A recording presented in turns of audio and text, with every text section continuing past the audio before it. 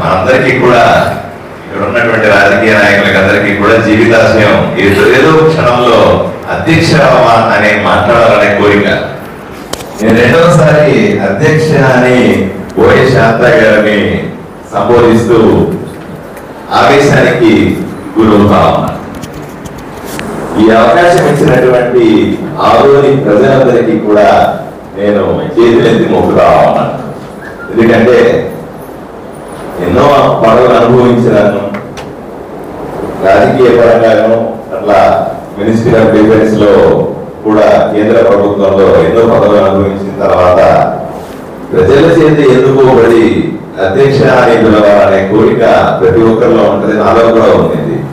ఈరోజు అవకాశం ఇచ్చినటువంటి ఆదోని ప్రజలకు జీవితకాలం రుణపడి ఉంటారని మీ ద్వారా తెలియజేస్తా ఉన్నాను. రెండవది కౌన్సిల్, ఆదోని కౌన్సిల్ విచిత్ర పరిస్థితి. 42 మందిలో 41 వైఎస్ఆర్సీపీ సూపర్ స్టార్లు, ఒక lady super star Telugu Desam party మా కూటమి వైపు నుంచి, విచిత్రంగా భారతీయ జనతా పార్టీకి సంబంధించినటువంటి ఎమ్మెల్యే, అన్ని పార్టీల రిప్రజెంటేషన్. ఒక కమ్యూనిస్టులు మిస్ అయినట్టున్నారు, వాళ్ళు కూడా చేస్తే ఇంకా నిండు ఉండేది. ఏది ఏమైనప్పటికీ ఈ విచిత్ర పరిస్థితిలో మనం దీన్ని చేస్తా ఉన్నాం. ఏదేమైనప్పటికీ కూడా నేను ఈ 2 గంటల సమయంలో అర్థం చేసుకున్నది ఆలోచన విధానం. కౌన్సిల్ అందరికి కూడా ఆలోచన విధానం, ఆవేదన ప్రజల వైపు నుంచి, ఎవరి చేత అయితే ఎన్నుకోబడ్డామో వాళ్ళ వైపు నుంచి వాళ్ళు పడుతున్న ఆవేదన, వాళ్ళు చూపిస్తున్నటువంటి ఉత్సాహం, వాళ్ళ వార్తల్ని, వాళ్ళ ప్రాంతాలను అభివృద్ధి చేసుకోవాలన్నటువంటి పట్టుదల, ఇవన్నీ కూడా నేను చాలా ఇంప్రెసివ్ గా విన్నా. చాలా నాకు సంతోషం వేసింది. నాకు నిజంగా వాళ్ళ మీద 10 రెట్లు గౌరవం పెరిగిందని మీ ద్వారా వాళ్ళందరికీ కూడా తెలియజేస్తా ఉన్నాను. ఈ అద్భుతమైనటువంటి కౌన్సిల్లో నేను కూర్చోవడం, వీళ్ళందరితో మరొక 2 సంవత్సరాల పాటు నేను కలిసి ప్రయాణం చేయబోతున్నానని తెలిసి సంతోషపడతా ఉన్నాను. వీళ్ళంతా ఇంత మంచి లీడర్లతో నేను పనిచేయబోతున్నానని ఇది నాకు ఒక అదృష్టంగా భావిస్తా ఉన్నాను అధ్యక్ష. వీళ్ళందరి సహకారంతో, ఎందుకంటే ఎమ్మెల్యే అయ్యే సందర్భంలో చాలాసార్లు మీరు చూశారు, అందరూ చూశారు. ఎలక్షన్ల సందర్భంలో నా ప్రసంగాల్లో నేను అభివృద్ధి ఎజెండా తీసుకొని ప్రజల ముందుకు వెళ్ళాను. భారతీయ జనతా పార్టీ ఇక్కడ అంత శక్తివంతంగా లేనప్పటికీ కూడా కూటమి తరఫున నాకు వచ్చిన ఈ అవకాశాన్ని సద్వినియోగం చేసుకొని అటు తెలుగుదేశం, జనసేన పార్టీలను కలుపుకొని ఒక్కసారి నాకు అవకాశం ఇచ్చి చూడండి, 5 సంవత్సరాలు మీకు సేవకుడిగా పనిచేస్తాననే వాగ్దానంతో ప్రజల ముందుకు వెళ్ళాను. ప్రజలు ఆశీర్వదించారు. ఆశీర్వదించిన ఈ సందర్భంలో నేను చాలా ఆలోచన ఏంటంటే, నేను రాత్రి సార్ నాకు నిద్రపడలేదు అధ్యక్ష. ఎజెండా చదివాను, నాకు మీరు పంపించినటువంటి ఎజెండా చదివాను. నాకున్న అనుభవంతో నేను చాలా బోర్డు మీటింగ్లు, చాలా కౌన్సిల్స్ అటెండ్ అయ్యాను అధ్యక్ష. నాకు ఇక్కడ నేను ఒక్కడే సింగిల్ మ్యాన్ ఫైట్ చేస్తున్నాను. అంతా వైసీపీ వాళ్ళు ఉన్న 41 మంది కూటమి నుంచి ఆడబెట్టారు. ఎలా ఉంటుందో ఏముంటుందో అనే ఆలోచనతో చాలాసేపు నాకు నిద్రపడలేదు. కానీ ఇక్కడ వచ్చిన తర్వాత, ఇక్కడ వచ్చి వీళ్ళందరూ విన్న తర్వాత అందరి ఆలోచన విధానం ఒకటే ఉంది. ఏమో నేను ఒక్కడనే కాదు, ప్రతి కౌన్సిల్ చైర్మన్ కానీ అధికారులు కానీ అందరి ఆలోచన విధానం కూడా ఆదోనిని అభివృద్ధి చేసుకోవాలని, ఈ ప్రాంతాన్ని గట్టిగా చేసుకోవాలనే ఉత్సాహంలో కూడా చూసి చాలా రిలాక్స్డ్ గా అనిపించింది. నాతో పాటుగా ఇంకొక 42 మంది అన్నదమ్ములు, అక్క చెల్లెలు చేసిన ఆనందాన్ని నేను ఈరోజు పొందుతా ఉన్నాను. వీళ్ళ సహకారంతో తప్పనిసరిగా, వీళ్ళందరి సహకారంతో తప్పనిసరిగా పార్టీలకు అతీతంగా ఎన్నికలని చాలా సార్లు ఎలక్షన్లు అయిన తర్వాత చెప్పాను అధ్యక్ష, ప్రజల ముందు చెప్పాను. ఎలక్షన్ల తర్వాత రాజకీయాలు మాట్లాడాలని చెప్పాను అధ్యక్ష. అదే పద్ధతిలో ఈరోజు రాజకీయాల గురించి నేను పెద్దగా మాట్లాడలేదు. ఓన్లీ ప్రత్యేకమైన సందర్భం ఏంటంటే నేను టీవీ డిబేట్ లో పాల్గొంటాను కాబట్టి అక్కడ తప్పనిసరిగా రాజకీయాలు మాట్లాడాల్సిన పరిస్థితి. అంతే తప్ప లోకల్ రాజకీయాల గురించి నేను పెద్దగా మాట్లాడలేదు అధ్యక్ష. ఆ అవసరం రాకూడదనే కోరుకుంటా. ఎన్నికలప్పుడు మాత్రమే రాజకీయాలు మాట్లాడుకోవాలి, ఎన్నికలైన తర్వాత అభివృద్ధి కోసం సంక్షేమం కోసం మాట్లాడుకోవాలి. పార్టీలకు అతీతంగా, కులాలకు అతీతంగా, మతాలకు అతీతంగా పనిచేయాలనేటువంటి సిద్ధాంతానికి కట్టుబడి ఉన్నాను కాబట్టి అది భారతీయ జనతా పార్టీ కార్యకర్తగా నాకు మా పార్టీ నేర్పించినటువంటి క్రమశిక్షణ కాబట్టి ఆ విధంగా నేను ఉన్నాను. కాబట్టి తప్పనిసరిగా నా వైపు నుంచి నేను ప్రోయాక్టివ్ గా ఉంటాను అధ్యక్ష. నేను నార్మల్గా ఏంటంటే మీరు చూసి ఉంటారు, మీ అనుభవంతో ఎంతో మంది ఎమ్మెల్యేలు చూశారు, బాగా నియోజకవర్గాలు ఎమ్మెల్యేలు చూస్తా ఉంటారు, నన్ను కూడా బాగా జాగ్రత్తగా మీరు అందరూ గమనిస్తా ఉంటారు. ప్రోయాక్టివ్ గా ఉంటాను. ఏ పని ఇచ్చినప్పటికీ కూడా చిన్న పని పెద్ద పని తేడా లేకుండా ప్రోయాక్టివ్ గా ఉంటుంది. పొద్దున 8:30 అందుబాటులో ఉంటున్నాను అధ్యక్ష. రాత్రి 11 దాకా ప్రజలకు అందుబాటులో ఉంటాము, యాక్టివ్ గా ఉంటాను. వీళ్ళందరి సహకారం ఉంది ఈ రోజు నాకు. వీళ్ళందరూ కూడా నన్ను ఆశీర్వదిస్తా ఉన్నారు, ముందుండి నడిపించమంటా ఉన్నారు, వాళ్ళు పూర్తి సహకరిస్తా ఉంటారు. కాబట్టి 100కు 100% ఈ యంగ్ లీడర్స్ ఉన్నారు ఇక్కడ, డైనమిక్ లీడర్స్ నేను చూస్తా ఉన్నాను. మహిళలు అక్కలు చూస్తా ఉంటే అమ్మ ఎంత సూపర్ లీడర్స్ అనిపిస్తా ఉంది నాకు. మన నరసింహులు గారు అయితే సరదాలు చేస్తా ఉన్నాను. ఇవన్నీ చూస్తా ఉంటే చాలా క్యాలిక్యులేటెడ్ గా, చాలా బ్రహ్మాండంగా ఉంది. ఆదోనిని అభివృద్ధి చేసుకోవడానికి అత్యంత అనుకూలమైనటువంటి వాతావరణం వచ్చిందేమో అని నాకు మనస్సాక్షిగా అనిపిస్తా ఉంది. అధికారులు కూడా అనుభవం ఉన్న అధికారులు ఉన్నారు. నేను చాలా మందితో వ్యక్తిగతంగా కూడా కలిశాను, ఒక్కొక్క డిపార్ట్మెంట్ ని వ్యక్తిగతంగా కూడా కలిశాను. కలిసిన తర్వాత నాకు వాళ్ళ దగ్గర ఉన్న అనుభవం కానీ, వాళ్ళు చేస్తున్నటువంటి పనుల్లో వాళ్ళ క్రమశిక్షణ కానీ ఇవన్నీ కూడా నాకు చాలా ఇంప్రెసివ్ గా అనిపించినాయి.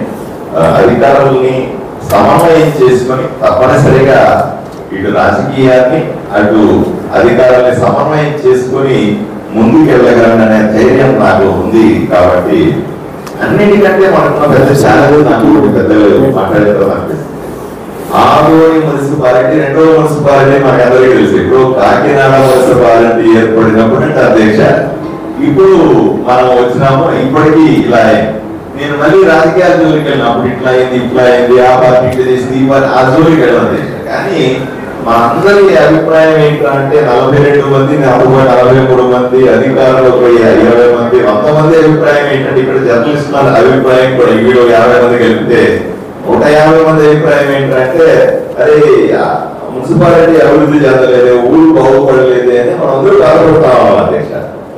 దీనికి ఒకటే నాకు అనిపిస్తుంది, వీళ్ళు మనము ఆదాయం తక్కువ అవసరాలు ఎక్కువ కనబడుతున్నాయి అధ్యక్ష. దీని ప్రత్యేకంగా దృష్టి పెట్టాల్సిన అవసరం కూడా ఉంది. మనంతా చదువుకున్న వాళ్ళము, కొంత జ్ఞానం ఉన్నవాళ్ళం కాబట్టి చిన్న చిన్న డబ్బులకి మనము అరే దీన్ని శాంక్షన్ చేయాలన్నా వద్దా అని ఆలోచన చేస్తాం, జెన్యూన్ గా ఆలోచన చేస్తాం. ఇక్కడ ఉన్న వనరులు తక్కువగా ఉన్నాయి, అరే ఇంతేసి డబ్బుల్ని మనం ఇప్పుడే ఖర్చు పెడితే ఎమర్జెన్సీ వస్తే ఏమవుతుంది, వర్షాలు పడి ఇబ్బంది అయితే ఏమవుతుంది అనే ఆవేదన మనందరిలో కనపడతాం. ఈ ఆదాయాన్ని పెంచుకోవాల్సిన అవసరం కూడా ఉంది. కొన్ని పథకాలు, ప్రత్యేకమైన పథకాల ద్వారా ప్రభుత్వం నుంచి డబ్బులు తీసుకురావడం, ప్రభుత్వం నుంచి పథకాలని వాళ్ళు ఒప్పించగలగడం, తప్పనిసరిగా ఈ కౌన్సిలర్లందరూ కూడా వాళ్ళ సహకారంతో, వాళ్ళు ఇచ్చేటువంటి ఆశీర్వాదంతో తప్పనిసరిగా వాళ్ళు ప్రపోజల్ పెడతా ఉన్నారో అవన్నీ కూడా మీ ద్వారా వాళ్ళ ద్వారా నేను చర్చిస్తాను. అధికారుల ద్వారా తప్పనిసరిగా నేను ఆ ఫైల్ తయారు చేయించి ఆ ఫైల్ చక్కలో పెట్టుకొని విజయవాడ, ఢిల్లీలో తప్పనిసరిగా తిరిగి ఆంధ్ర రాష్ట్రంలో ఏ నియోజకవర్గానికి ఏ మున్సిపాలిటీకి రానున్న నిధుల్ని ఏదో రకంగా వాళ్ళు అడుక్కొని సంపాదించే బాధ్యత నేను తీసుకుంటాను. ఆశీస్సులు ఉన్నాయి. దయచేసి నేను, ఎందుకంటే నాకు పరిచయం లేదు, అన్న చెప్పాడు నాకు, ఎవరో నీకు చెప్తా ఉంటాయి చెవులు, ఇవన్నీ కూడా నమ్మాల్సిన పని లేదు అని. సహజమే, రాజకీయాల్లో ఉన్నప్పుడు, రాజకీయంగా ఉన్నప్పుడు ఎవరో చెప్తా ఉన్నప్పుడు నేను ఆ వ్యక్తి అదే కాదు, ఈ సులభంగా నమ్మేసే టైపు కాదు. సులభంగా ఎవరన్నా ఏమన్నా చేస్తే అలాగా రియాక్ట్ అయ్యే వ్యక్తిని కూడా కాదు. ఓన్లీ ఎవిడెన్స్ బేస్డ్ నేను మొహమాట పడ్డాను అధ్యక్ష. ఈ 40 దీంట్లో ఏముందంటే ఏ వార్డులో ఏ కౌన్సిలర్ వాళ్ళ ఫోన్ నెంబర్లు ఏంటి తీసుకొని వాళ్ళకు ఫోన్ చేయడానికి మొహమాట పడ్డాను ఏదో చెప్పాలి. చేస్తే నేను రాజకీయ పార్టీలో ఉన్నారు, వాళ్ళ రాజకీయ పార్టీలో ఉన్నారు, రకరకాల వదంతులు రకరకాల పుకార్లు వస్తాయేమో అనే ఉద్దేశంతో ఎవరికి ఫోన్ చేయలేదు అధ్యక్ష. ఈ రోజు నేను షీట్ అడిగి తీసుకున్నాను అయితే. ఇప్పుడు నేను ఎమ్మెల్యే అయిపోయినాను, మీరు ప్రశాంతంగా ఇంకో 2 సంవత్సరాలు మనకి ఎటువంటి రాజకీయ పరమైన ఇష్యూస్ ఉండవు కాబట్టి తప్పనిసరిగా ఈ ఫోన్ నెంబర్లన్నీ కూడా నా మొబైల్లో లోడ్ చేసుకుంటాను అధ్యక్ష. మీ అందరి అనుమతితో తప్పనిసరిగా మీ అందరికీ నేను నేరుగా ఫోన్ చేసి మాట్లాడే చదువు నాకు ఉంటుంది. దయచేసి దాన్ని రాజకీయ పరంగా తీసుకోకుండా పుకార్లు రాకుండా కేవలం మన వార్తలు మన ఊరి అభివృద్ధి కోసం ప్రతిపాదనలు తీసుకోవడానికి నాకు ఎటువంటి భేషజాలు ఉండవు. నాకు ఇగో ప్రాబ్లం ఉండదు అధ్యక్ష. నాకు మా పెద్ద ప్లస్ పాయింట్ ఏంటంటే నాకు ఇగో ఉండదు ఎక్కడా కూడా. నేను ఎవరి దగ్గరకైనా వెళ్ళగలదు, చిన్న పెద్ద తేడా లేకుండా ఎక్కడికైనా పోగలుగుతాను. నాకేమి ఇప్పుడు పరిచయం అయిన తర్వాత నా ఆలోచనలు మీ ఆలోచనలు పంచుకున్న తర్వాత రేపు మీ అందరికీ వస్తాను. ఈ రాయడానికి కాదు రాయడానికి అట్లా వచ్చి కూర్చోగలిగేటువంటి రాజకీయం కానటువంటి ఇంటిమసీ. ఎందుకంటే మీరందరూ చెప్పాలి, మీరందరి దగ్గర టైం స్పెండ్ చేస్తే నాకు మరిన్ని ఆలోచనలు వస్తాయి. మీతో టైం స్పెండ్ చేయకపోతే నేను ఈ 2 గంటల్లో చాలా నేర్చుకున్నాను అధ్యక్ష. వీళ్ళందరి దగ్గర వీళ్ళ మాటలు విన్న తర్వాత నేను చాలా నేర్చుకున్నాను. మున్సిపల్ కౌన్సిలర్ ఎన్నో పెద్ద పెద్ద చూసిన తర్వాత కూడా ఒక మున్సిపల్ కౌన్సిల్ కూర్చోవడం మొదటిసారి కదా నాకు ఎమ్మెల్యేగా, అదే అవకాశం కదా. మీ అందరి దగ్గర నేర్చుకోదగ్గ అంశాలు నాకు చాలా తెలిసినాయి అధ్యక్ష. వీళ్ళన్నింటినీ మీతో టైం స్పెండ్ చేస్తూ పోతే మరిన్ని విషయాలు నేర్చుకుని ఈ 5 సంవత్సరాలు నాకు ఏదైతే ఆరోగ్య ప్రజలు ఎమ్మెల్యే ఉద్యోగం ఇచ్చినారో ఆ ఉద్యోగాన్ని మరింత బాగా చేయడానికి అవకాశం దొరుకుతుందని అనుకుంటాను. దయచేసి నేను మీతో మాట్లాడడం కానీ, నేను మీ ఇంటికి రావడం కానీ, లేదా మీ దగ్గరకు వచ్చి కూర్చోవడాన్ని రాజకీయ పరంగా చూడొద్దని, దాన్ని పెద్ద వదంతులు సృష్టించొద్దని మా మాకు ప్రమాణ స్వీకారం ముందు రోజు ట్రైనింగ్ ప్రోగ్రామ్ పెట్టారు. ఎందుకు పెట్టారు అంటే నువ్వు అసెంబ్లీలో అడుగు పెట్టాము, భావోద్రేకమైనటువంటి అంశం. అసెంబ్లీలో అడుగు పెట్టడము, అధ్యక్షురాలు భావోద్రేకమైన అంశమే. అట్లా నువ్వు చేయాల్సింది ఏంటి, చేయకూడదు ఏంటి, అసెంబ్లీ అంటే ఏంటి అనే విషయాన్ని అవగాహన కల్పించడానికి. అలాగే కౌన్సిల్లో పెద్దలు బాలాజీ గారు చెప్పారు, మీ డౌన్ కూడా చెప్పారు. నీళ్లు ఎక్కడి నుంచి ఎక్కడికి వస్తాయో అవగాహన కల్పించాలి కదా. మాకు అడ్మినిస్ట్రేషన్ మీద కొంత కంట్రోల్ ఉండాలి కదా. బైలాస్ మీద కానీ లేదా ప్రొసీడింగ్స్ మీద కొంత అవగాహన కల్పించాలి కదా. అంటే ఇప్పుడు అమ్మ పెద్ద మాట కనబడతా ఉంది, అక్కలు కనబడతా ఉంది, వీళ్ళందరికీ కూడా అవసరం ఉంది. వాళ్ళు కూడా అవగాహన కల్పిస్తే వాళ్ళు బ్రహ్మాండంగా మాట్లాడతారు, అట్లే ఇబ్బంది లేదు.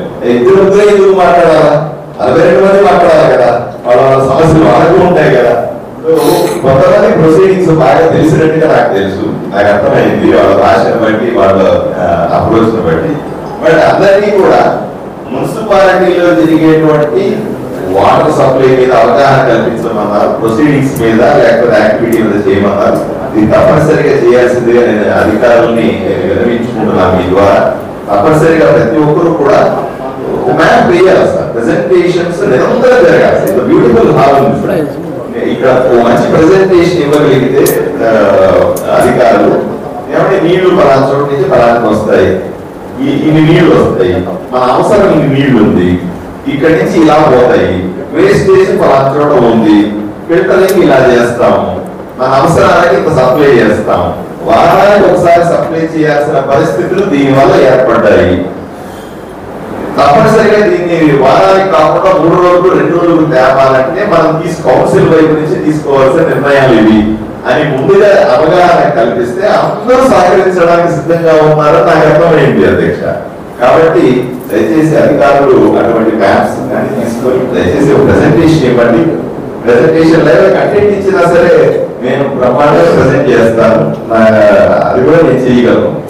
నాకు కొంత అవగాహన చాలా చదువుకున్నాను నేను ఈ నీళ్లు వాటి గురించి. మీరు మీ కంటెంట్ ఇస్తే కూడా మీరు చేసినా, మీతో పాటు నేను కూడా చేసినా బ్రహ్మాండంగా వీళ్ళకి అవగాహన కల్పించడం సాధ్యం.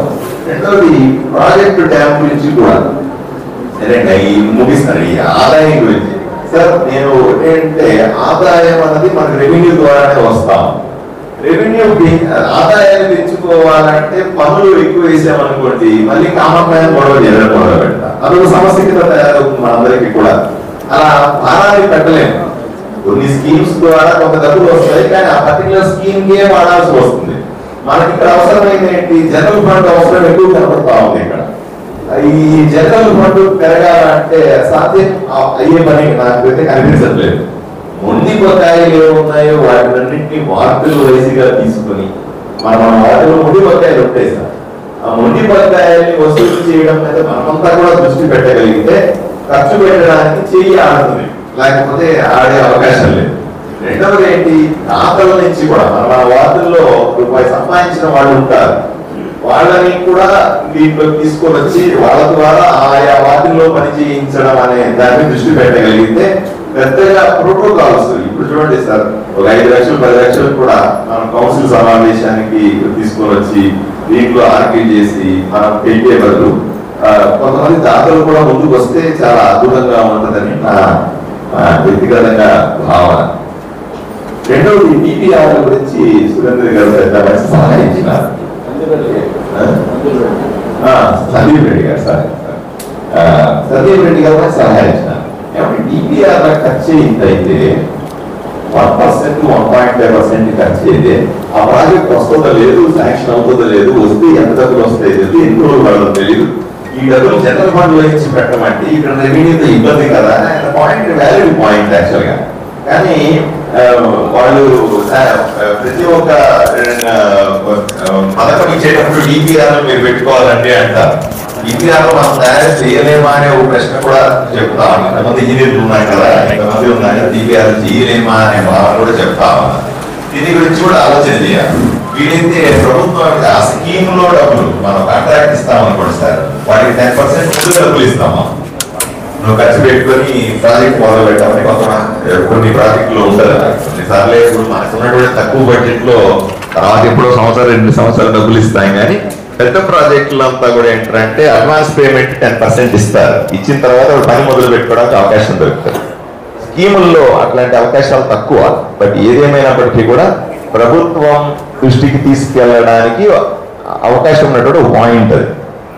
అన్ని మున్సిపాలిటీలు బాగున్నాయి కాబట్టి వాళ్ళకి ఆ ఇబ్బంది లేదు. మన మున్సిపాలిటీ పరిస్థితులు వేరే కాబట్టి తప్పనిసరిగా సందీప్ రెడ్డి గారికి తప్పనిసరి ఈ విషయాన్ని ప్రభుత్వం తీసుకెళ్తాను సార్.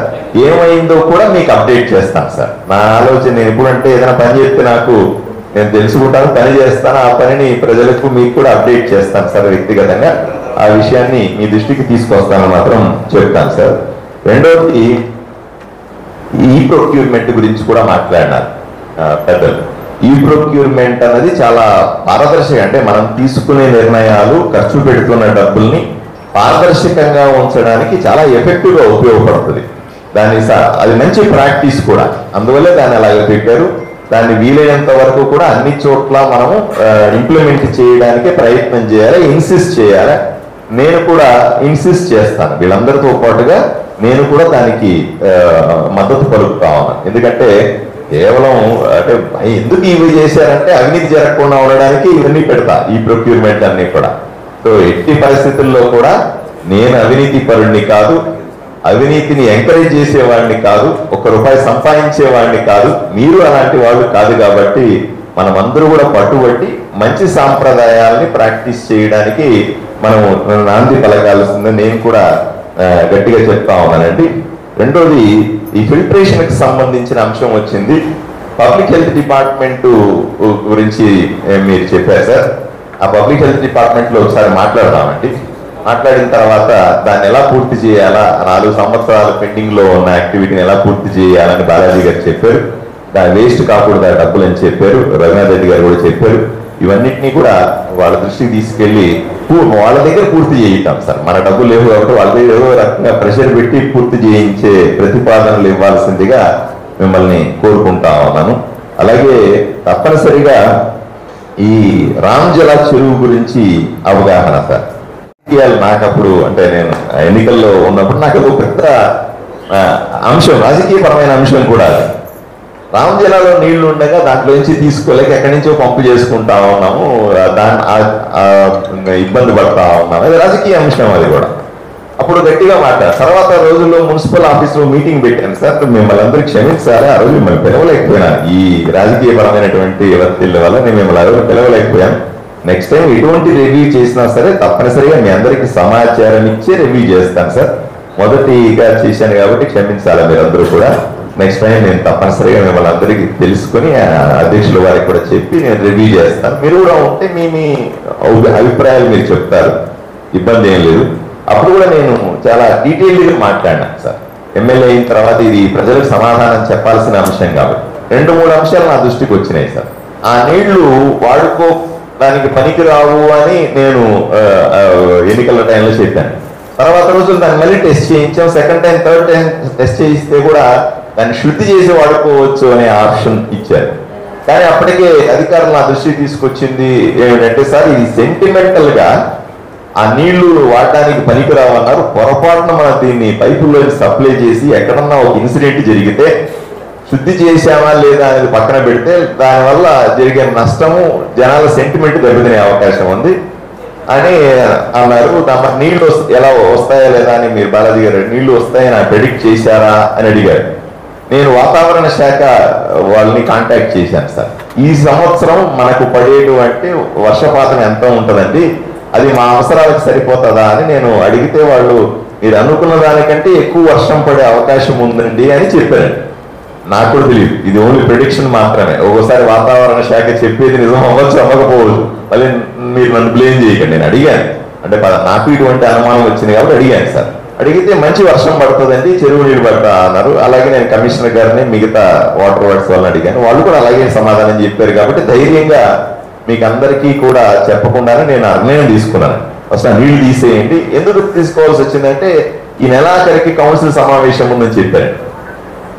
నెలాఖరు అంటే ఇప్పుడు వర్షాలు 11వ తారీఖు నుంచి విపరీతంగా పడతాయని ఫోర్కాస్ట్ చెప్తుందండి.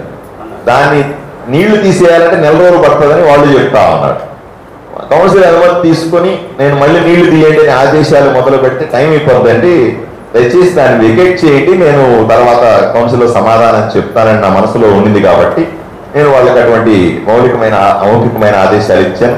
వెంటనే నీళ్లు ఖాళీ చేయడం మొదలు పెట్టాను.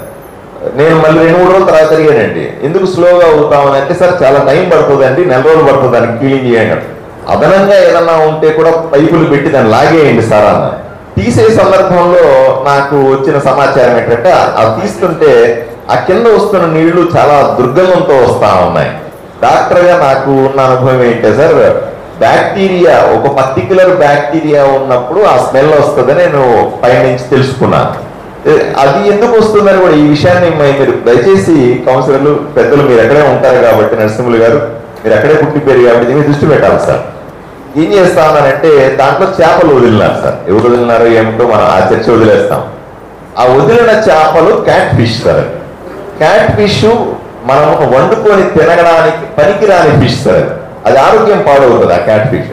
నేను చాలాసార్లు అక్కడ రోడ్డు మీద పోతా ఉంటాను కదా, నేను పోతున్నప్పుడు గ్లాస్ దించేస్తాను. మామూలుగా నేను గ్లాస్ ఎక్కించనండి, ఎందుకంటే ప్రజలకు నాకు మీద డైరెక్ట్ కమ్యూనికేషన్ ఉండాలని. కారులో ఎప్పుడు ఎక్కినా సరే ఊర్లో ఉన్నంతసేపు గ్లాస్ తీసేసి తిరుగుతాను. అక్కడ చేపలు ఎక్కడ చూస్తా పోయినాను సార్. అమ్మే చేపల్లో 50% క్యాట్ ఫిష్ అమ్ముతున్నారు సార్. మా అమ్మేవాడికి కూడా తెలియదు అది క్యాట్ ఫిష్, అది తినడానికి పనికిరాని చేప అని వాళ్ళు కూడా తెలియదు సార్. చేపలు ఎవరో పట్టించినారు, వాళ్ళకి ఏదో రూపాయి వస్తుందని పేదవాడు అమ్మేస్తున్నాడు. ప్రజలు ఏంటి, మంచి ఫిష్ అని, ఫిష్ తింటే ఆరోగ్యం అని తినేస్తా ఉన్నారు. ఇది కూడా దీన్ని అరికట్ట. ఇది ఎక్కడి నుంచి వచ్చింది, రామజల చెరువుల్లో నుంచి పట్టుకొచ్చిన చేపలు. పోనీ క్యాట్ ఫిష్ ఏం తింటుందో కూడా మనం తెలుసుకోవాలి. క్యాట్ ఫిష్ అన్నది కేవలం 3 నెలల్లో కిలో పెరుగుతుంది సార్. ఎలా పెరుగుతుంది? 3 నెలల్లో కిలోన్నర ఎట్లా పెరుగుతుంది అంటే, అది వ్యర్థాలు తింటారు సార్. అంటే ఇప్పుడు చికెన్ సెంటర్లో కాళ్ళు, చేతులు, తలకాయ, పేగులు ఉంటాయి కదా సార్, మటన్ షాపుల్లో ఉంటాయి కదా సార్, అవన్నీ వేస్ట్ పడేయాలి కదా, దాన్ని తీసుకొచ్చే చెరువులో వేస్తా ఉన్నారు. అది తింటది, ఆ మాంసాన్ని క్యాట్ ఫిష్ తింటారు సార్. అందువల్ల స్పీడ్గా బరువు పెరుగుతుంది. సో రాత్రిపూట ఏం చేస్తారు, కవర్లలో తీసుకొని వచ్చి దాంట్లో వేస్తా ఉన్నారు. అది తిని మిగిలిపోయిన వ్యర్థమే ఇప్పుడు నీళ్లు తీస్తుంటే కంపు వస్తున్నటువంటి బ్యాక్టీరియా పెరగడానికి కారణమైంది సార్. సో సో నేను పోలీసు వాళ్ళని అడిగాను, దయచేసి ఇద్దరిని పర్మనెంట్ గా కానిస్టేబుల్ అక్కడ పెట్టండి అన్నాను. వీళ్ళకి కూడా నేను రిక్వెస్ట్ చేశాను, ప్రత్యేకంగా మనుషులను పెట్టండి. అక్కడ ఎవరు కూడా రాత్రిపూట ఎర్లీ మార్నింగ్ మీరు చూస్తే చేపలు పట్టేవాళ్ళు ఉన్నారు. ఇంతకుముందు వాళ్ళు పట్టేవాళ్ళు, తర్వాత వీళ్ళు పడుతున్నారంటే ఇట్లా రకరకాల చేపలు పట్టేవాళ్ళు కనబడతా ఉన్నారు.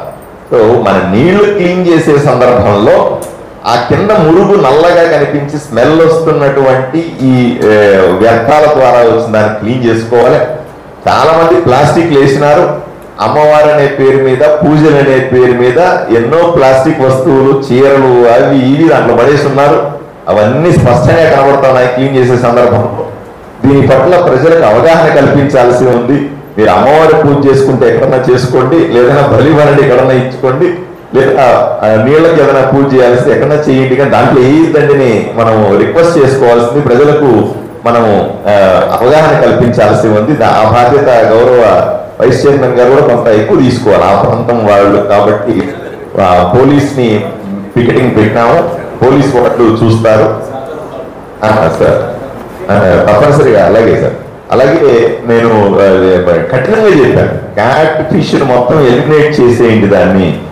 రెండోది, క్యాట్ ఫిష్ పట్టుకొని వచ్చి ఇక్కడ అమ్ముతున్న వాళ్ళని అక్కడికక్కడ కేసులు పెట్టండి అని కూడా చెప్పానండి. ప్రజల ఆరోగ్యంతో చెలగాట మారడానికి అవకాశం లేదు సార్. మనం ఎట్టి పరిస్థితుల్లో కూడా ప్రజల ఆరోగ్యం కోసమే ఇంత బాధలు పడతాం, అలా చేయకూడదు కదా. దీని గురించి కూడా ప్రత్యేకంగా మీకు సమాధానం నేను చెప్పాలి కాబట్టి నేను చెబుతా ఉన్నాను సార్.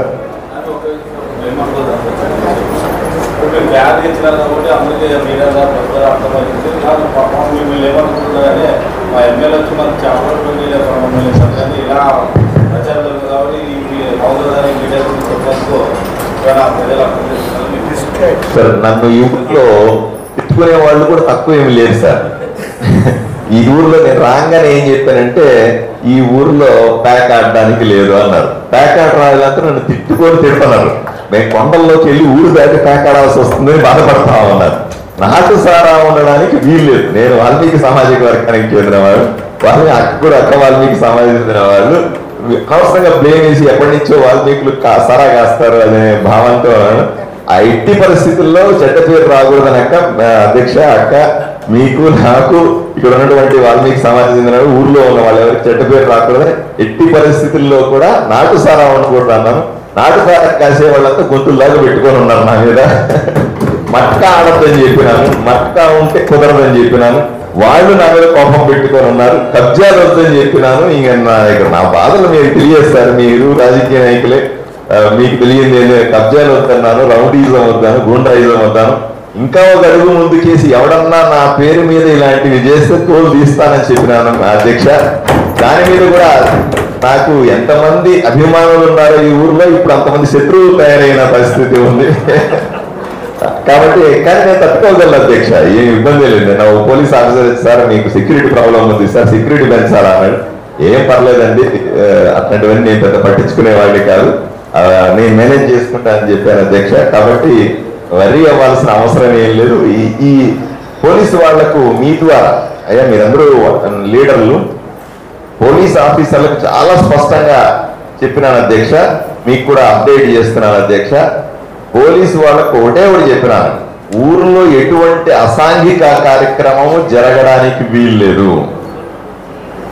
వీళ్ళందరూ ఏమంటే ప్రభుత్వం మారింది, ప్రభుత్వం మారిన వెంటనే అప్పుడు అలా చేసేది మేము ఇప్పుడు ఇట్లా చేస్తాం, మాకు అది ఇట్లా మొదలు పెడతారు అధ్యక్ష. ఇది సహజంగానే ఆలోచన విధానం అదే. సో ఎట్టి పరిస్థితుల్లో కూడా అసాంఘిక కార్యక్రమాలు ఉండకూడదని పోలీసుకు పూర్తి స్వేచ్ఛనిచ్చాను అధ్యక్ష. పోలీసులు చాలా బ్రహ్మాండంగా పనిచేస్తా ఉన్నారు. వాళ్ళు అన్ని కూడా లా అండ్ ఆర్డర్ని కంట్రోల్లో తీసుకొస్తారనే నమ్మకం నాకుంది. కాబట్టి ఈ విషయాన్ని గౌరవ కౌన్సిలర్లందరికీ కూడా నేను అప్డేట్ చేస్తున్నాను. దయచేసి మీ వార్డుల్లో ఎటువంటి అసాంఘిక కార్యక్రమం జరిగిన అధ్యక్ష కౌన్సిలర్లుగా వీళ్ళకి కూడా కొంత అనుభవం ఉంది, తెలుసు వాళ్ళకి ఎవరు సారా కాస్తారనో, ఎవరు మట్ట ఆడతాడనో, ఎవరు ఇది చేస్తాడో.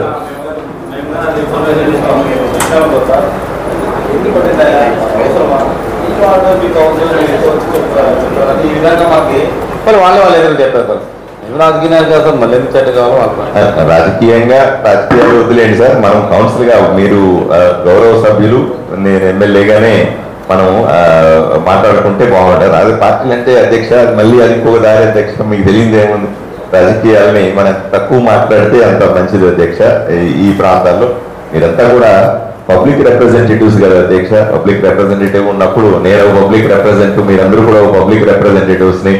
పబ్లిక్ అవసరమైనటువంటి అసాంఘిక కార్యక్రమాలని పూర్తిగా నిర్మూలించాలన్నటువంటి నా ఆలోచన విధానం, మీ ఆలోచన విధానం కూడా ఒకటే అయినప్పుడు తప్పనిసరిగా లా అండ్ ఆర్డర్ని కంట్రోల్ చేయాల్సిన అవసరం, లేదా ఈ ఊరిని స్వచ్ఛంగా ఉంచాల్సిన అవసరం గురించి మాత్రమే అలా చెప్పాను. రెండోది ప్రయారిటీస్, ప్రభుత్వానికి సంబంధించిన లేదా నాకు సంబంధించిన లేదా మనందరికీ సంబంధించిన ప్రయారిటీస్ ని కూడా ఫిట్ చేసుకోవాల్సింది అధ్యక్ష. ఈ సందర్భంలో ఈరోజు ప్రజలు కోరుకుంది మనందరూ డిస్కస్ ఇప్పుడు ఈ రోజు మేము 3 గంటలు కూర్చున్నాం అధ్యక్ష. 3 గంటల్లో 31 ఎజెండాను 6 మన టేబుల్ ఎజెండాను ముందు పెట్టాము. 37 అంశాల్లో 20 అంశాలకు పైన నీళ్లకు సంబంధించిన అంశాలు మీరందరూ గమనించారు లేదు అధ్యక్ష. అంటే హైయెస్ట్ ప్రయారిటీ, హైయెస్ట్ నీళ్ల మీద కనబడతా ఉంది అధ్యక్ష. నీరు అత్యంత ప్రయారిటీ ఉంది. రెండవది అత్యంత ప్రయారిటీ మిగతా టేబుల్ ఎజెండాల్లో రోడ్లు రిపేర్లు చేసుకోవడం మన మీద ఎక్కువ మంది వాళ్ళు సభ్యులు కూడా ఆవేదన వ్యక్తం చేస్తా ఉంటారు. మేము ఎన్నోసార్లు ప్రతిపాదనలు ఇచ్చినప్పటికీ కూడా పట్టించుకోలేదని ఆవేదన వ్యక్తం చేసేదంతా రోడ్లు గుంతల గురించి మనకు కనపడతా ఉంది అధ్యక్ష. అలాగే రోడ్లు వెడల్పు గురించి మాట్లాడుతూ ఉన్నారు, ఆక్రమణల గురించి మాట్లాడుతూ ఉన్నారు అధ్యక్ష. తర్వాత 3వ ప్రయారిటీ సభ్యులు ఎక్కువ మంది మాట్లాడిన వాళ్ళల్లో నాకు తెలిసినంత వరకు కూడా మరుగుదొడ్లకు సంబంధించిన సమస్య కూడా ఎక్కువగా డ్రైనేజు మరుగుదొడ్లకు సంబంధించిన సమస్య హైయెస్ట్ ప్రయారిటీ కనపడతా ఉంది అధ్యక్ష. ఇవన్నిటిలో కూడా మీ ఆలోచన విధానము నా ఆలోచన విధానం కూడా ఒకటే అని సభ్యులందరికీ కూడా నేను విన్నవించుకుంటూ, నేను తీసుకున్న నీళ్ల గురించి మీకు ఆల్రెడీ చెప్పేశాను. ఈ రోడ్లు రిపేర్లు చేయడం గురించి అధ్యక్ష ఆర్ఎన్బి వాళ్ళకు అప్డేట్ చేయాలి కాబట్టి, గౌరవ సభ్యులకు అప్డేట్ చేయాల్సిన బాధ్యత నాకుంది కాబట్టి చెప్తున్నా అధ్యక్ష మీ ద్వారా. ఆర్ఎన్బి వాళ్ళని వెంటనే ఈ గుంతల్ని పూడ్చడానికి తగిన ప్రతిపాదనలు చేయమని చెప్పాను. ఎందుకంటే రెవెన్యూ శాఖ మంత్రి పక్క జిల్లాలో నంద్యాలలోనే ఉన్నాడు మన జనార్దన్ గారు. నేను ఆయనతో మాట్లాడొచ్చాను అధ్యక్ష. మీరు ప్రతిపాదనలు తీసుకురండి అన్నాడు. ఇక్కడ ఈ గారి దగ్గర 1,60,00,000కి సంబంధించిన గుంతలు పూడ్చడానికి ప్రతిపాదనలు రెడీ చేసి వాళ్ళకు ఈ రోజు రేపు పంపించేస్తాం అధ్యక్ష. పంపిస్తే వెంటనే అప్రూవల్ ఇస్తా అన్నాడు. ఈ మేరకు చిన్న బడ్జెట్ కాబట్టి అప్రూవల్ ఇస్తా అన్నాడు.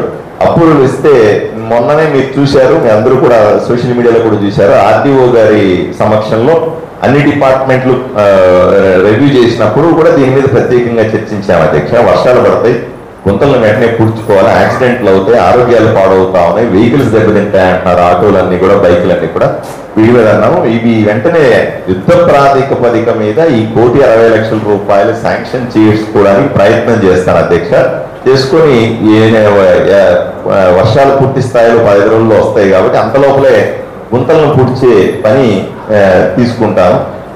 రెండవది రోడ్ల వెడల్పు గురించి ఆల్రెడీ పని మొదలు పెట్టాము. గౌరవ సభ్యులు కూడా చూస్తూ ఉంటారు, అక్కడక్కడ బుల్డోజర్లు పెట్టి కొడతా ఉన్నాం.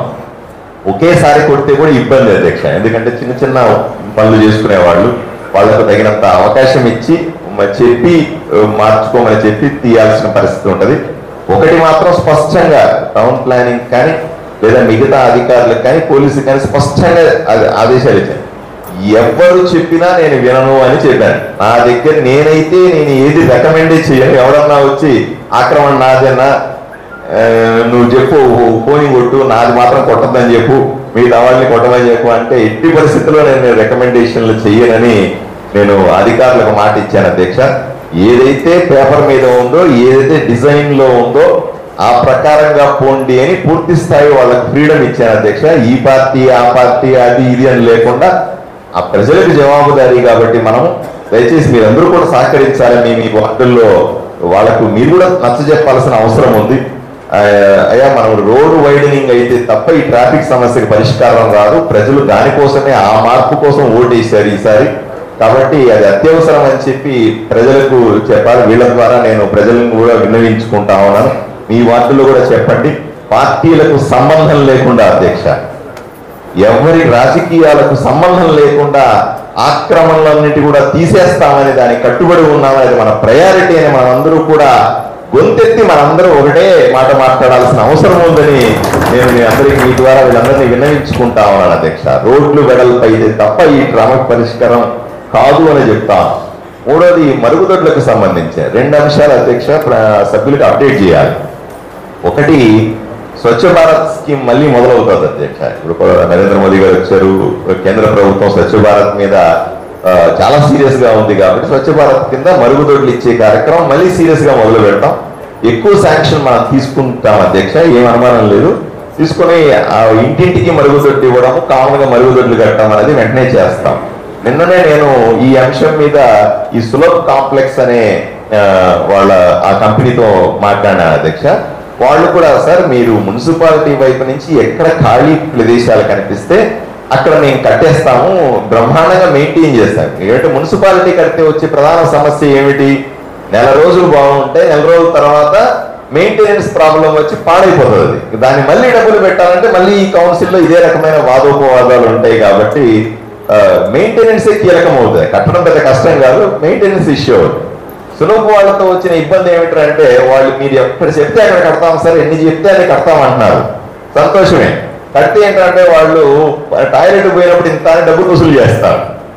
వాళ్ళు 4 రూపాయలు అని చెప్తున్నారు. మనం కన్విన్స్ చేసి వాళ్ళని ఒత్తిడి చేస్తే 2 రూపాయలు అనుకోండి. మనం ప్రజలకు ఆ 2 రూపాయలని భారం వేయచ్చా లేకూడదు, సభ్యులు ఒపీనియన్ కూడా తీసుకోవాలి. నేను తొందరపడి ఆ నిర్ణయం తీసుకోలేదు.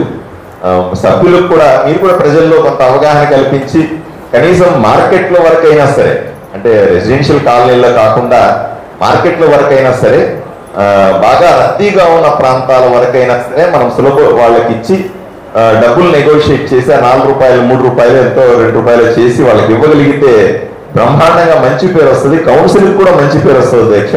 మీ ఎక్కడెక్కడ వార్డులు వాళ్ళు నాకు ఎన్ని కావాలంటే అది కడతామంటారు. నేను కేంద్ర ప్రభుత్వం నుంచి ఒత్తిడి కూడా తెస్తాను వాళ్ళ మీద.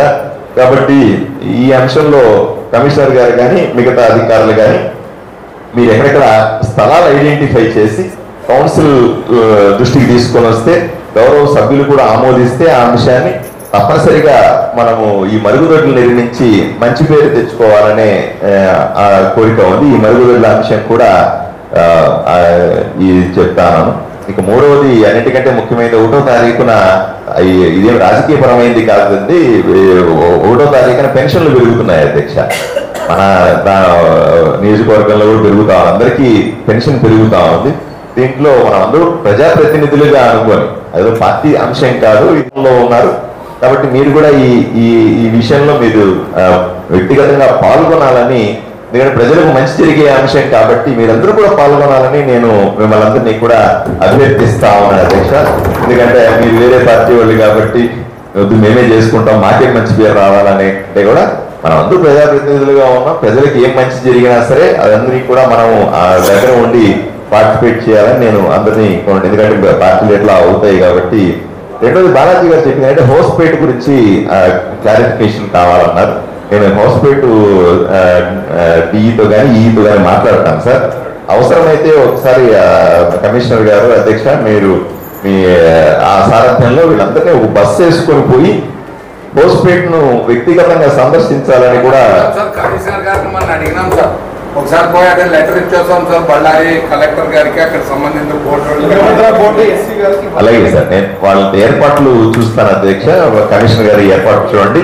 తప్పనిసరిగా దానికి ఏదైనా డబ్బులు తక్కువైతే నేనే బస్సు వేసుకుని సరదాగా మనం అందరూ పోయి ఆ హౌస్పేటకు పోయి అక్కడ నీళ్లు ఎన్ని ఉన్నాయని మన కళ్ళతో చూసి మనం సాటిస్ఫై అవ్వాలి కదా అధ్యక్ష. ఫస్ట్ అక్కడి నుంచి నీళ్లు వస్తాయా లేదా అని చూసి ఒకసారి బళ్ళారికి వెళ్ళి మనము వాళ్ళ అక్కడ అధికారులతో కూడా ఒక సమావేశాన్ని నిర్వహిస్తే సభ్యులకు ఎటువంటి సమాచారం డైరెక్ట్ గా వాళ్ళు చూస్తారు. కాబట్టి నేను ఒకటే ఎప్పుడు అనుకుంటాను అధ్యక్ష, ప్రతి ఒక్కరు కూడా ఆదోని అభివృద్ధి ఏదో నాకు ప్రజలు ఓటేశారు, నేను ఎమ్మెల్యే కాబట్టి నేను ఒకటే ఏం చేయగలుగుతాను అధ్యక్ష, ఆలోచన చేయండి. గౌరవ 42 మంది సభ్యులు కూడా తలా ఒక చెయ్యేస్తే, వందలాది మంది అధికారులు తలా ఒక చెయ్యేస్తే నేను అభివృద్ధి చేయగలుగుతాను. కానీ నేను ఒకటే ఆదోని అభివృద్ధి చేస్తాను నాకు ఎప్పుడు అట్లా ఆలోచన లేదు అధ్యక్ష. మీ అందరి సహకారాన్ని నేను అభ్యర్థిస్తా ఉన్నానన్న విషయాన్ని సభ్యులకందరికీ మీ ద్వారా తెలియజేస్తున్నా. అధికారులు నిజంగానే చాలా కష్టపడి పనిచేస్తా ఉన్నారు. అందుకని నాకు చాలా గౌరవం.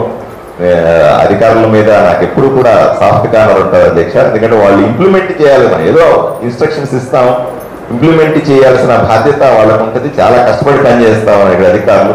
అందరూ అధికారులు అట్లా ఉంటారు అనుకోని ఏదో ఒకరిద్దరు అధికారులు ఉండడం వల్ల మిగతా వాళ్ళకి చెడ్డ పేరు వస్తుంది. కాబట్టి వాళ్ళని గౌరవంగా చూసుకోవాల్సిన బాధ్యత. రెండవ రిక్వెస్ట్, నేను నా దగ్గర వైపు నుంచి మీకున్న రిక్వెస్ట్ అంటే ఆ సభ్యులకి అందరికీ మీ ద్వారా, నిన్న టెట్కో ఇళ్ళకి వెళ్ళాను అధ్యక్ష. టెట్కో ఇళ్లను పరిశీలించాను అధ్యక్ష. అవన్నీ కూడా పూర్తయినాయి, బ్రహ్మాండంగా ఉన్నాయి. ఒకసారి మిమ్మల్ని అందరినీ మనమందరూ కలిసి వెళ్లాల్సిన అవసరము. నిన్న మళ్ళీ చెప్పాము, నిన్న అంటే ఈ ఇంటిమసీ లేకపోవడం వల్ల మిమ్మల్ని ఎవరిని పిలవలేకపోయాను. మళ్ళీ ఒకసారి మనం అందరూ కలిసి టెట్కో ఇళ్లను పరిశీలించాల్సిందిగా విజ్ఞప్తి అధ్యక్ష. 4750 ఇళ్లలో 2000 ఇళ్లు పూర్తయినాయి అధ్యక్ష. 1500 ఇళ్లు హ్యాండ్ ఓవర్ చేశారు అధ్యక్ష. వాటిని ఇంతకుముందు కూడా మీకు తెలుసు, అధికారంలో ఉన్నప్పుడు గత ప్రభుత్వంలో కూడా 1-2 సార్లు ప్రారంభోత్సవాలు కూడా చేశాం. కానీ ఇప్పటికి కూడా వెళ్తే ఒకరు కూడా నివసించలేదు. ఇంత డబ్బుల్ని ప్రజలకు సంబంధించిన డబ్బుల్ని బ్రహ్మాండంగా కట్టారు, మనం చూస్తాము. ఈ రోజు ఎవరికైతే మన ఏ లబ్ధిదారులకైతే ఆ ఇల్లు శాంక్షన్ చేశామో అధ్యక్ష, నేను బెట్ కాస్తా కావాలంటే వాళ్ళ ఇళ్ళకి ఆదోనికి పోయి ఆ లబ్ధిదారు ఇంటికి వెళ్తే ఆ ఫెసిలిటీస్ లేవు అధ్యక్ష ఇక్కడ. అది మీరందరూ కూడా ఆమోదిస్తారు. వాళ్ళు కాకపోతే వాళ్ళకు కొన్ని అనుమానాలు ఉన్నాయి అధ్యక్ష, వాళ్ళకున్న ఇబ్బందులు కూడా ఉన్నాయి. దూరంగా ఉంది కాబట్టి ట్రాన్స్పోర్ట్ అని నేను నిన్ననే ఆర్టీసీ వాళ్ళతో మాట్లాడాను అధ్యక్ష. మీరు చెప్పిన టైంలో 1 కావాలంటే 2 కాకపోతే 3 సార్లు మేము బస్సు ట్రాన్స్పోర్ట్ ఇస్తామంటే అదంతా కూడా ₹2-2 అయ్యే ఏర్పాటు కూడా చేస్తాము అని చెప్తున్నారు. కూలి వాళ్ళు ఎక్కువ మంది పనిచేసే వాళ్ళు ఉంటారు కదా, అలాగే వాళ్ళకి అభిప్రాయంలో ఉంది. ఇంతకుముందు పార్టీ అధికారంలో ఉన్నప్పుడు ఈ మార్పులు చేర్పులు జరిగినాయి కదా, ఇప్పుడు మళ్ళీ వస్తే లబ్ధిదారులను మార్పులు చేర్పులు చేస్తారా అనే అభిప్రాయం కూడా ఉంది అధ్యక్ష. ఎట్టి పరిస్థితుల్లో నేను ఎమ్మెల్యేగా ఉండగా రాజకీయ కక్షలు ఉండవు అని పెద్దల ముందు నేను తప్పనిసరిగా నేను చెప్పాల్సిన అంశం అధ్యక్ష. నాకు ఆదోని అభివృద్ధి తప్ప రాజకీయ పరమైన కక్షలు ఎవరి మీద ఉండవు అని వ్యక్తిగత అభిప్రాయాలకు ఎప్పుడు నేను తావివ్వనని పెద్దలకందరికీ సభ్యులకందరికీ కూడా నేను హామీ ఇస్తా ఉన్నాను. లబ్ధిదారులను మార్చే పని చెయ్యను కాక చెయ్యను, అటువంటివి ఎంకరేజ్ కూడా చేయను. ఎవరన్నా వచ్చి చెప్తే కూడా ఎంకరేజ్ చేయను. అది మన ప్రజలకు భరోసా కల్పించగలిగితే ఈ 1500 కుటుంబాలు 2000 కుటుంబాలు అక్కడ నివసించడం మొదలు పెడితే మనుషులు లేకపోవడం వల్ల బలులు పాములు అని గుడ్లు పెడతా ఉన్నాయి అక్కడ. కాబట్టి ప్రజల్ని మనం అందరూ కూడా బాధ్యత, మీ వార్డుల్లోనే ఉన్నారండి వాళ్ళందరూ, వాళ్ళ అధికారులంతా మీ వార్డుల్లో ఉన్నారు. వాళ్ళందరినీ కూడా ఎంకరేజ్ చేసి అదొక మోడల్ కాలనీగా మనం అందరూ కలిసి చేయగలిగితే 100కు 100% నేను ఎస్సీ గారిని తీసుకెళ్ళాను, ఈ గారిని తీసుకెళ్ళాను, డిఈ తీసుకెళ్ళాను, అక్కడ కాంట్రాక్టర్తో మాట్లాడినాను, కాంట్రాక్టర్ని తీసుకెళ్ళాను. వాళ్ళందరూ కూడా చెప్తాను, ఏమి కావాలంటే అది చేయించే బాధ్యత మాది. క్లీన్ చేయాలంటే క్లీన్ చేయిస్తాం, ములకంచెలు తీసేస్తాం, నీళ్లు కావాలంటే వెంటనే ఇస్తాం, సెక్యూరిటీ కావాలంటే వెంటనే పోలీస్ పికెట్ ఏర్పాటు చేస్తాం, ఇంకోటి కావాలి, ఏమి చేయడానికైనా మనం సిద్ధంగా ఉన్నాం.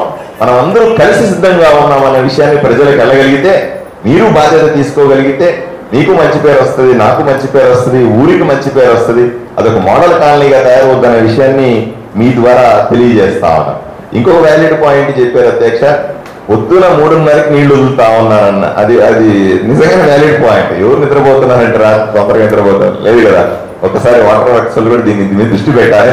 3:30కి కాకుండా 6:30కి ఏమైనా వదులుతామా, దానివల్ల వచ్చే ఇబ్బందులు ఏమిటో కూడా ఒకసారి సభ్యులకు అవగాహన కల్పించి ఆ 3:30ని టైం మార్చి కొంచెం అందరికి కన్వీనియంట్ గా. ఎందుకంటే ఎప్పుడు సార్ నేను నా ఆలోచన, నేను కంపెనీని నడుపుతాను, లేదా ఇంతకుముందు నేను మినిస్ట్రీ ఆఫ్ డిఫెన్స్ లో సార్, నేను మినిస్ట్రీ ఆఫ్ డిఫెన్స్ లో భారత్ ఎలక్ట్రానిక్స్ అనే కంపెనీకి ఇండిపెండెంట్ డైరెక్టర్ గా 4 డైరెక్టర్లు ఉంటే నేను ఒకటి సార్.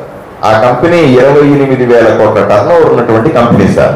నాకు కొంచెంసేపు తర్వాత నాకు భయం వేసింది, మనం 2 లక్షలకి 5 లక్షలకి మనము ఇట్లా ఆలోచన చేస్తాం. నేను అక్కడ బోర్డు మీటింగ్ లో కూర్చున్నప్పుడు అధ్యక్ష 5,000 కోట్లు 6,000 కోట్లకి శాంక్షన్లు ఇచ్చేవాళ్ళం అధ్యక్ష. రాత్రి ఫైల్ చదువుకుని, ఇంతే ఫైల్ ఉంటుంది, అది కూడా ఫైల్ ఏదైనా అదే ఉంటుంది. కానీ అక్కడ availability of the funds levels ముందే ఇంకో వ్యాలిడ్ పాయింట్ చెప్పారు అధ్యక్ష. మన ఇచ్చే ఎజెండాని నాకు నిన్న సాయంకాలమే చేరిందన్నారు. ఇది కరెక్ట్ కాదు అధ్యక్ష, ఇది కూడా నేను ఒప్పుకోను అధ్యక్ష. ఎజెండా ఎప్పుడు కూడా 72 గంటల ముందు వెళ్ళాలి అధ్యక్ష. అంటే కనీసం 2 రోజులు 3 రోజుల ముందు వెళ్ళాలి. మీరు సైన్ చేసేస్తారు, తయారైపోతాయి. కాబట్టి దీంట్లో పెద్ద దాపరికం ఏమి ఉండదు అధ్యక్ష. అన్ని ట్రాన్స్పరెంట్ గా ఉండే నెంబర్లే కాబట్టి దయచేసి నెక్స్ట్ టైం మీరు అధికారులను కూడా నేను రిక్వెస్ట్ చేస్తాను అధ్యక్ష. కనీసం 48 hours ముందు ఇస్తే చదువుకుంటారు. దాంట్లో ఏదైనా ఉంటే నిజంగా చదువుకునే వాళ్ళు ఉంటారు, అందరూ చదువుతారు. చదువుకునే వాళ్ళు ఉంటే రాసుకుంటారు. నేను కూడా రాసుకుంటాను అధ్యక్ష, నాకు అలవాటు ఉంది. అజెండా ఇచ్చినారు, నేను కూడా రాసుకున్నాను, అండర్లైన్ చేసుకుంటాను. ఇవి నెక్స్ట్ మీటింగ్ మనకి వస్తాయి. ఇవన్నీ దీన్ని కూడా వెంటనే సరిచేయాల్సిందిగా మీ ద్వారా అధికారులను కూడా నేను విన్నవించుకుంటా ఉన్నాను అధ్యక్ష. ఈ రకంగా చేస్తూ తప్పనిసరిగా పీరియాడికల్ గా ఈ కౌన్సిల్ మీటింగ్ ని అఫీషియల్ గాను కౌన్సిల్ మీటింగ్ ని క్యాజువల్ గా కూడా సందర్భం వచ్చినప్పుడు ఈరోజు కలుస్తున్నాం, మళ్ళీ 1వ తారీఖు పెన్షన్లు ఇచ్చేటప్పుడు మనం అందరూ కలవాలి అధ్యక్ష. లేదా ఇంకేదైనా కార్యక్రమం చేసే వచ్చినా ఏదో వార్డులో ఒక కార్యక్రమం చేస్తాం అనుకోండి అధ్యక్ష. ఒక రోడ్డు ఇనాగ్రేట్ చేస్తాము, ఒక బోర్ ఇనాగ్రేట్ చేస్తాము, లేదా రామ్ జలాలో నీళ్లు తీస్తా ఉన్నాము. వాటిని చూడడానికి అందరూ కలిసిపోవాలి అధ్యక్ష. అందరూ కలుస్తున్నప్పుడే ఒకరి ఆలోచనలు ఒకరికి తెలుస్తాయి అధ్యక్ష. ఒకరు సహకరించుకునే పరిస్థితి ఉంటుంది, ఒకరినొకరు అర్థం చేసుకునే పరిస్థితి ఉంటుంది. కాబట్టి నా వైపు నుంచి నేను ప్రోయాక్టివ్ గా వీలైనన్ని ఎక్కువ సార్లు మీతో కలుస్తానని, వీలైనన్ని ఎక్కువ విషయాలు నేను తీసుకుంటున్నవని నా ఆలోచన విధానాన్ని మీకు అప్డేట్ చేస్తానని, మీకు అందరికీ కూడా జవాబుదారీగా ఉంటానని మీ ద్వారా వీళ్ళందరికీ కూడా తెలియజేస్తూ ఈ అవకాశం ఇచ్చిన మీ అందరికీ కూడా ధన్యవాదాలు తెలుపుకుంటున్నాను అధ్యక్ష. Thank you very much. Government program అంటే మున్సిపాలిటీకి సంబంధించిన గవర్నమెంట్ ప్రోగ్రామ్స్ ఉంటే ఇన్ఫర్మేషన్ ఇవ్వండి సార్. ఎందుకంటే గతంలో మా ఎమ్మెల్యే ఉంటే మాకు తెలుస్తుండే, ఇప్పుడు మాకు చెప్పేవాళ్ళు ఉండరు. సార్ ఏమనుకుంటాడో ఆధార్ కౌన్సిలర్ మాకు సహకరించడం లేదని ఆయన అపార్థం చేసుకుంటాడు. ఏదైనా మున్సిపాలిటీకి సంబంధించిన కార్యక్రమాలకి ఎమ్మెల్యే గారు విజిట్ చేసేటట్టుంటే మాకు తెలపండి సార్. రెండోసారి మీ ద్వారా మా కమిషనర్ గారు చెప్పుకునేది, ఈ కౌన్సిల్ పుట్టినప్పటి నుంచి మున్సిపాలిటీ స్టాఫ్ తప్ప ఏ స్టాఫ్ బయట రాదు సార్. బయట ఏ సెక్షన్ ఉన్నావు సార్, ఇంకా అయిపోయి వీళ్ళు ఒక్కటే. దీనికి బయట ఎలక్ట్రికల్ మామూలు కరెంటు సిబ్బంది, అంగన్వాడీ సిబ్బంది, వేరే ఎవరెవరు రాదు సార్. ఒకసారి 2 సార్లు అడిగితే ఒక ఏఈ ఒక మేడం ఆయమ్మ దీనికి వచ్చింది. దయచేసి సార్ కౌన్సిల్ మీటింగ్ కి ఏ సెక్షన్ అధికారులు పాల్గొనాలో వాళ్ళందరినీ పిలిపేయండి సార్. దయచేసి అందరినీ పిలిపేయండి. వస్తాం మీరు ఒక్కటే కాదు, ఆదోని సార్ ఇంత నీట్ గా చెప్పిన తర్వాత మీరు దయచేసి నిర్ణయం తీసుకుని ఆదోని కౌన్సిల్ మీటింగ్ ఉన్నప్పుడు ఏ సెక్షన్ వాళ్ళు హాజరు కావాలో బయట సెక్షన్ వాళ్ళు రావాలి. సార్ ప్రోగ్రామ్ కూడా మాకు దయచేసి ఇన్ఫర్మేషన్ ఇస్తే బాగుంటుంది సార్. మీరు అంతా మా ఫోన్ నంబర్లు తీసుకున్నారు, దయచేసి మీ ఫోన్ నంబర్ చెప్తే కూడా మేము రాసుకుంటాం సార్. ఇంకొక చిన్న అప్డేట్ సార్, ఇప్పుడు మా సోదరుడు చెప్పినట్టు ఆదోని మున్సిపాలిటీ ద్వారా ఈవెన్ ఆర్డీఓ ఆఫీస్ లో రోడ్డు మేమే వేస్తాము. పోలీస్ స్టేషన్ కి ఏమైనా కావాలన్నా మేమే సహకరిస్తాము. అంటే ఆదోనిలో ఉండే అన్ని డిపార్ట్మెంట్స్ ఆదోని మున్సిపాలిటీ మీదనే ఆధారపడుతుంది. ఇప్పుడు కూడా చూసాము, ఒకటి సులభ్ కాంప్లెక్స్ అంటే ఎంఆర్ఓ ఆఫీస్ లో ఆదోని మున్సిపాలిటీకి అప్రూవల్ వచ్చింది. కానీ ఆదోని మున్సిపాలిటీ మాట ఎవరు వినరు. ఆదోని మున్సిపాలిటీ వ్యక్తులంటే బయట టౌన్ లో కూడా పెద్దగా రెస్పెక్ట్ లేదు. అది ఎందుకో నాకు అర్థం కావడం లేదు. అది ఆ స్టామినా మన ఎంప్లాయీస్ దగ్గర లేదో, మన కమిషనర్ గారి దగ్గర లేదో నాకు అర్థం కావడం లేదు. కంపల్సరీ ఎంప్లాయీస్ కూడా అందరూ ట్యాక్స్ వేసుకోవడము, వాళ్ళ ఐడీస్ పెట్టుకోవడం. అంటే ఒక పోలీస్ ఆఫీసర్కి రెస్పెక్ట్ ఇస్తారు కానీ టౌన్లో మున్సిపాలిటీ ఎంప్లాయీకి రెస్పెక్ట్ ఇకపోతే ఎట్లా? సో ఇవన్నిటిని మనం పాటించాలి సార్. ఇంకొక విషయం ఏంటంటే అందరూ మన మీద డిపెండ్ అవుతా ఉన్నారు అన్ని డిపార్ట్మెంట్స్ కాబట్టి ఆ డిపార్ట్మెంట్స్ కంపల్సరీ మన కౌన్సిల్ మీటింగ్ లో ఉండే బాధ్యత అయితే మన చైర్మన్ గారు కమిషనర్ గారు ఖచ్చితంగా తీసుకోవాలి సార్.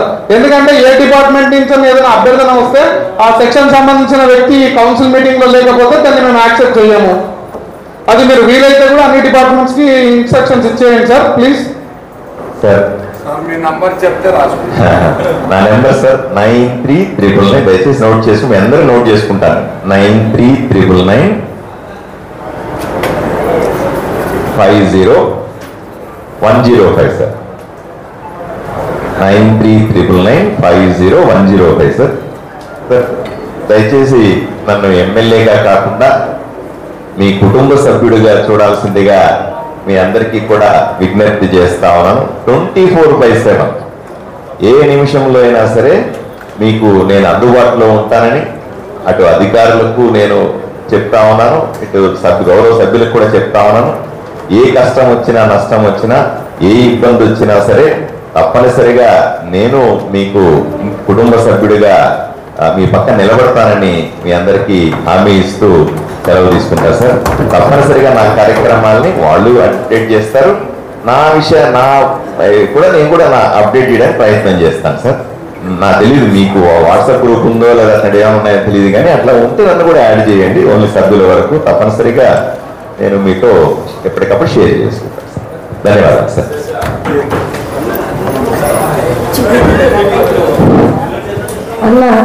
అన్న ఎమ్మెల్యే గారు చాలా మంచి మాటలు చెప్పారు. ఆదాయ అభివృద్ధి గురించి పైనుంటి నిధులు గురించి అభివృద్ధి చేస్తానన్నారు. చాలా ధన్యవాదాలు ఎమ్మెల్యే అన్న గారికి, ధన్యవాదాలు. ఈనాటి సమావేశం ముగించండి.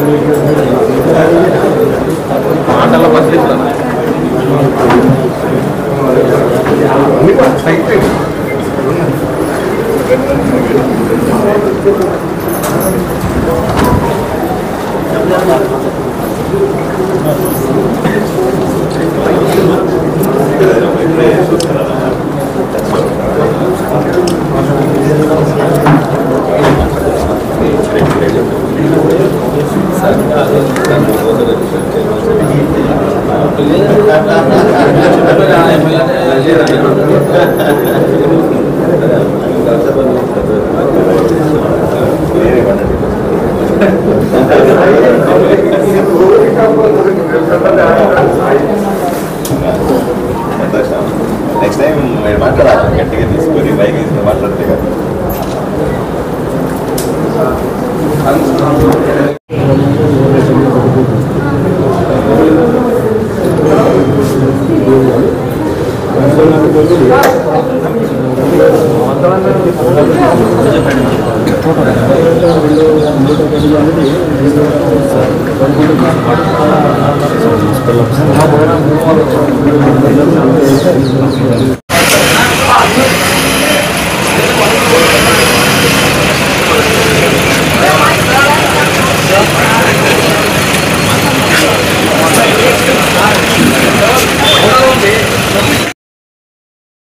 ఆర్టీ డెంటల్ క్లినిక్ గత 25 సంవత్సరాల నుండి దంత వైద్య రంగంలో అపార అనుభవం గడించిన డాక్టర్ ఏ రాజ్ కుమార్ రెడ్డి గారు పీడీఎస్ డెంటల్ సర్జన్ గారి ఆధ్వర్యంలో ఆర్కే దంత వైద్యశాల నందు అత్యాధునిక పరికరాలతో అత్యుత్తమమైన వైద్య సేవలు అందించబడుచున్నవి. మా ప్రత్యేకతలు ఎత్తు వంకర పళ్ళు సరిచేయుట, root canal treatment, dental implant, laser treatment, clips, composite చికిత్సలు, చిగుళ్లకు సంబంధించిన మరియు విరిగిన దవడ ఎముకలకు శస్త్రచికిత్సలు చేయబడును. అన్ని రకముల దంత వైద్య సేవలు అందించబడును. ఆనిముత్యాల్లాంటి మీ దంతాల సంరక్షణకై మీ అందమైన చిరునవ్వుకు మరింత అందాన్ని చేకూర్చేందుకు విచ్చేయండి RK dental clinic. Shop number 19/417, first floor, Balaji complex, B new mobiles పైన, మున్సిపల్ స్కూల్ ఎదురుగా, ఆదోని. Contact phone 08512251525, cell 7396003394.